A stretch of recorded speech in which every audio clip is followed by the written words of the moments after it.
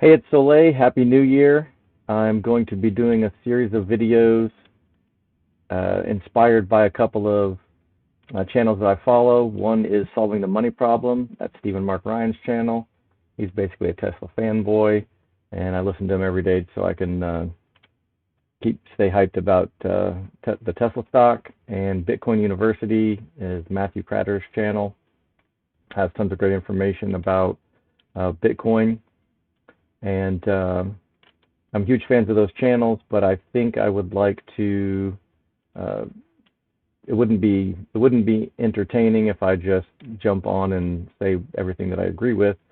So I will look for some opportunities to take issues with some of their some of the things that they say and see if I can provide a different take on those. So. Starting with Stephen Mark Ryan's channel, it's called Solving the Money Problem, and there's a couple of things that every once in a while I disagree with, so I considered making this channel called Solving the Money Problem. He does not really talk about what money actually is, so another good resource is Robert Breedlove's channel. He's got a series actually called What is Money, and since SMR doesn't really cover that, I think that's a glaring omission. He definitely has solved the money problem as far as where Tesla could go, but if you don't deal with money actually is, I think he's missing a step there. The other thing that I considered maybe calling this was red pill strategies for the orange pilled investor or something like that. He does not address Bitcoin, and of course, Matthew Prater's channel is all about Bitcoin. And I think those two assets, Tesla and Bitcoin, SMR likes to talk about, Tesla is the best risk-adjusted opportunity in the stock market that he's aware of, and I would add Bitcoin as the other asset in that class. I remember seeing a video of Michael Saylor's, and he said that you want to invest in an asset when it's disrupting its sector and when it's the clear winner. And I think that definitely fits the bill for Tesla in the electronic vehicle, AI space, humanoid robots, etc. And Bitcoin is the disruptor in the financial industry, and they are also the clear winner. So no one's catching up to Tesla, and there is no second best when it comes to Bitcoin. And now either of these channels, all Stephen Mark Ryan talks about is Tesla, and basically all Matthew Prater talks about is Bitcoin, and to an extent other cryptos and how they're inferior to Bitcoin, which they always are. However, I would like to talk about maybe both and how each could enhance the other. And I guess I'm with Michael Saylor as far as not really diversifying, but these two assets are basically my entire portfolio. So I'm not saying it's right. I'm not saying anyone else should do it, and I'm certainly not a financial advisor, so I guess I have to say that this isn't financial advice. This is just for entertainment purposes, but it's what I do. So I think whether it's right or wrong, I think that just indicates that I believe what I'm saying. So without further ado, what I look at in stock trading would be, if you can afford it, first MicroStrategy. I think that's the best play. It's a leveraged Bitcoin trade basically, but it's expensive as hell. So something like Mara, I don't know why the hell this is glitching out, but maybe because they're closed today, and maybe the price is going to crash to $23 on Monday morning at the open or something. Who knows? But let's say you bought Mara at $26 a share. You pay $2,600 for it. You could immediately sell this covered call against it for 94 cents a share. Options are 100 shares per contract, so you would actually get paid $94 for selecting this $27 strike. If you don't know the basics of options trading, I recommend going to In the Money channel. That's Adam and his twin brother. They actually don't put out any new videos because they've had a horrific medical tragedy, but Adam is the best beginner's options teacher that I've ever seen, so check his channel out. Maybe I'll put links to all of these in the comments or whatever. But I think SMR and Matthew Crowder would both say just buy Tesla or buy Bitcoin, hold it forever, never sell it, and then keep dollar cost averaging into it, and you'll be rich one day, hopefully, when the price moons. I think that's great for people who are making decent money and can put money into it. Stephen Mark Ryan does have some really old videos in his Patreon channel where he discusses ways that you can pump up your salary, etc. So I will give him that.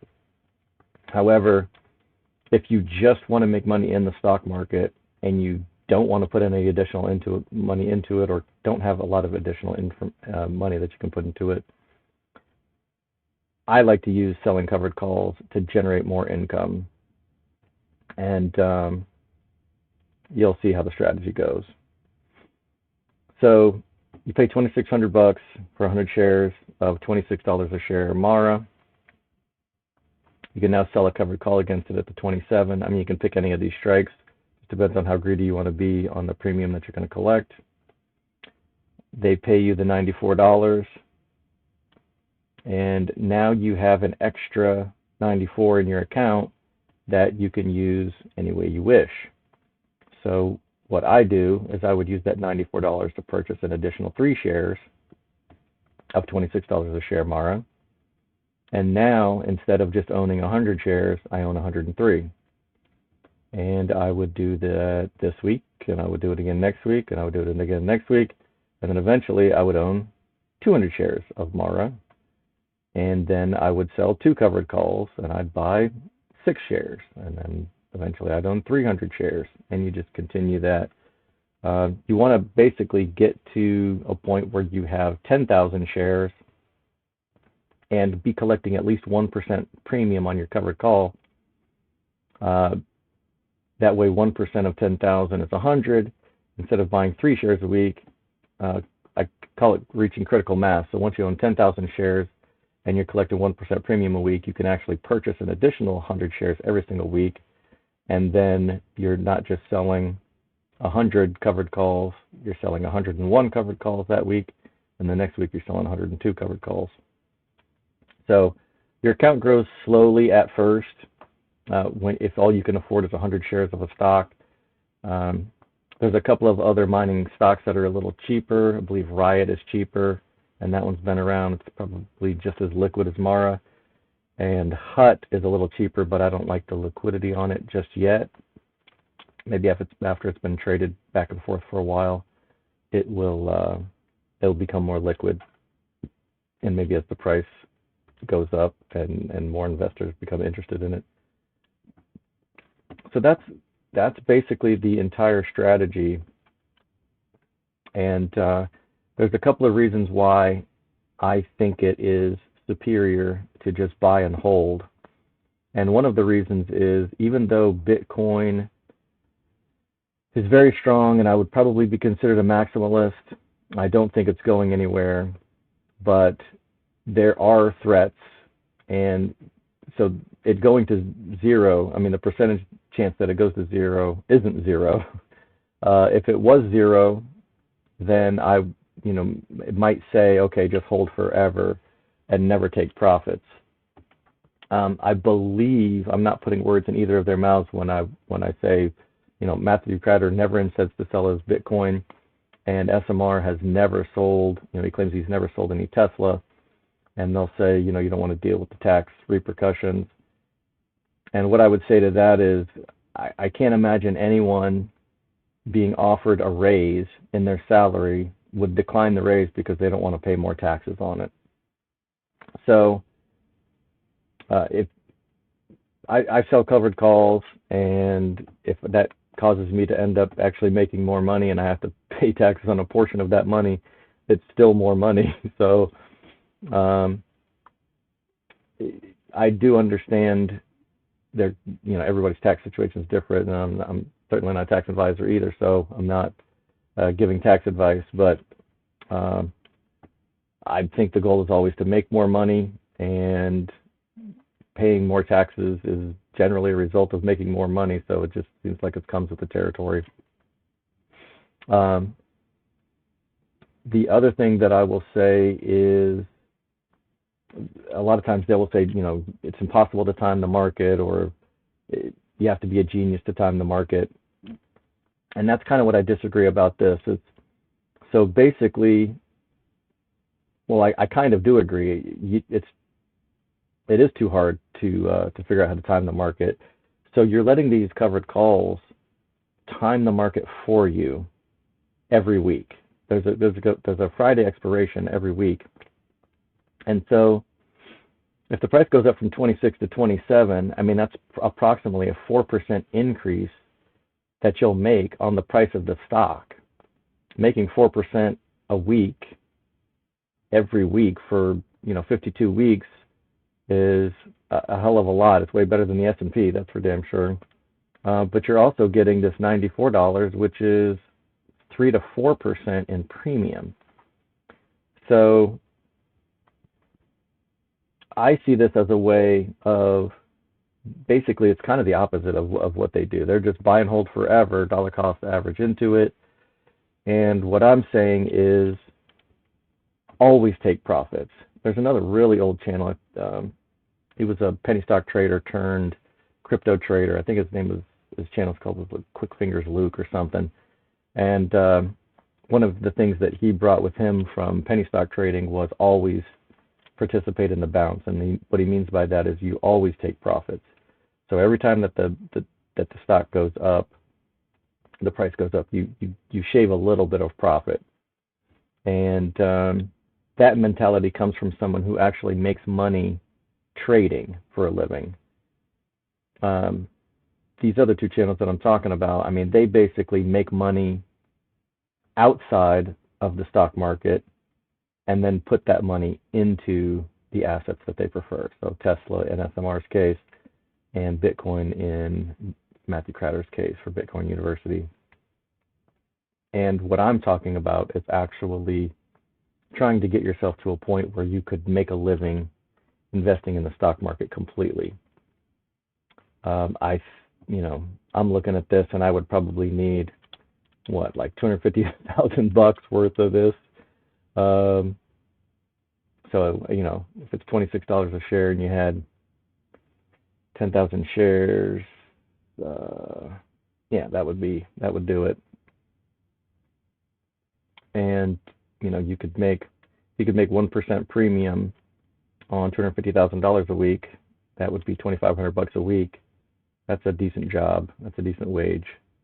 So that is my goal, and this is how I do it. You could do something similar with Riot. I said it was a little cheaper. $15, $16 a share right now. So let's take a look at their options.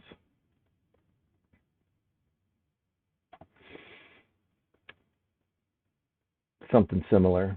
So if you bought it for 16, you could sell the 17 strike for $55, sell the 18 strike for 38, and you could afford to buy, 2 more shares with this. You couldn't quite get 3 shares if it's 16, or could you? 48, yeah, you could get 3. Another quick point, and this principle was brought forward by Tasty Trade.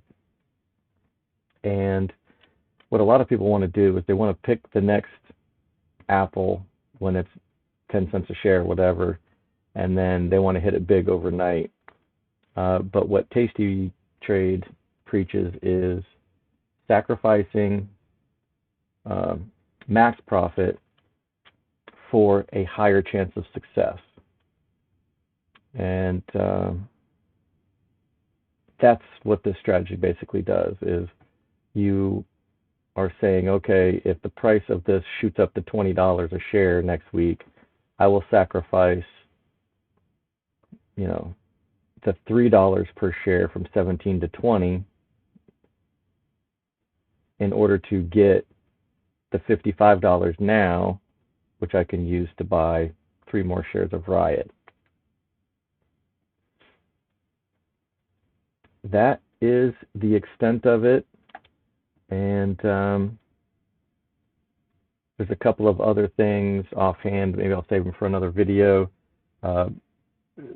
SMR likes to talk about how people who panic sold Tesla at $100 a share regret their lives and they're not cut out to trade. Maybe I'll cover something along those lines in another video. Feel free to like and share or not. I really don't give a shit. But gonna have fun making more of these. All right. Be good, y'all.